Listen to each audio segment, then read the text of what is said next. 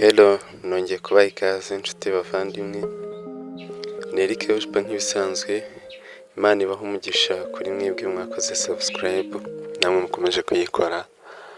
Kandi abakora share by'umwihariko namwe Imana ibaha umugisha. Nongeye rero kubaha ikaze n'undi mu kiganiro cyacu. Uyu munsi ndaza kukuzanira topic ivuga ngo gutekereza nk'umugaragu. Ese ni ukubera iki ari ugutekereza nk'umugaragu? Ntiwumve wa wundi ujya mu kazi gasanzwe, ahubwo gutekereza nk'umugaragu w'Imana. Uko umukozi w'Imana agomba kuba ameze.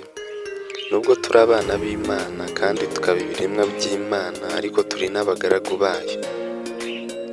Imana yaravuze ngo umugaragu wanjye Kalebu we atekereza bitandukanye n'abandi kandi akurikira uko muyobora muri byose. Reka dusome mu gitabo cyo kubara ibice 12 umurongo wa 24. Aravuga ngo keretse umugaragu wanjye Kalebu niko yari afite undi mutima, agakurikira uko muyobora muri byose. Nzamujyana mu gihugu yagiyemo, urubyaro rwe ruzakigira gakondo. Urumva ko Imana ibitangira,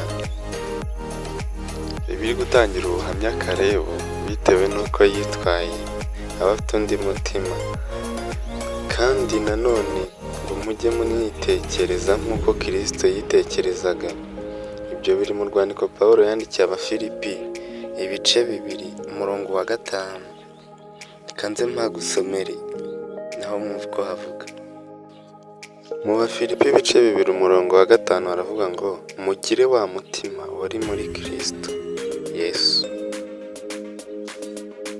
Iryo ni ijambo ry'Imana, nimwe mubwirwa, nijye ubwirwa, kugira ngo turusheho kunezeza Imana kandi dutekereze nk'abagaragu nyine b'Imana. Gukorera Imana bitangirira mu bitekerezo, ntabwo ari igihe uri gukora, ahubwo biba byatangiriye mu bitekerezo. Kuba umugaragu bisaba guhinduka mu bitekerezo, bigasaba mu buryo ubona ibintu. Imana iteka ireba ikidutera gukora ibyo dukora kuruta ibyo dukora ubwabyo. Ndagira ngo iki kintu aha hantu muhumve neza mwitonze. Imana iteka ireba ikidutera gukora ibyo dukora kuruta ibyo dukora ubwabyo. Hari ibyo ushobora gukora wibwira ngo birayinezeza, ariko mu by'ukuri icyaguteye kubikora cyo kitanejeje Imana. Urugero, ushobora kuvuga ngo reka mfashe abantu, ugafasha abantu, nyamara abo bantu uri gufasha ibyo ubafashishisha wabyibye. Mu by'ukuri ntabwo ibyo binejeje Imana. Niyo mpamvu hano havuga ngo Imana iteka ireba ikidutera gukora ibyo dukora kuruta ibyo dukora ubwabyo. Imana ikareba niba nta nyungu zawe bwite zirimo, cyangwa se uri guharanira inyungu z'Imana.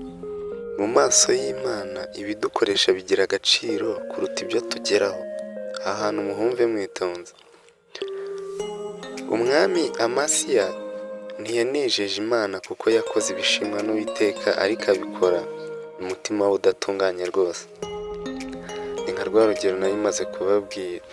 Umutima w'abagaragu nyakuri bakorera Imana ugengwa n'ibitekerezo bitanu. Ese ni ibi kugira ngo nsabe ngo ntucikwe.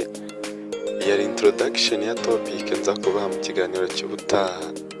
Iyi ni part 1, ndaza kuyibaramburira neza. Ndagira ngo ngusabe ngo ntucikwe. Niba utarakora subscribe uyikore kugira ngo iki kiganiro kize kwita kikugeraho, kandi ukore ku nzogera kugira ngo ibiganiro byiza nk'ibi ntibikagucike.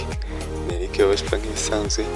Ndabashimiye cyane kandi ndabakunda, murabizi. Imana ibaha umugisha kandi idaha umugisha irushaho kutwishimira.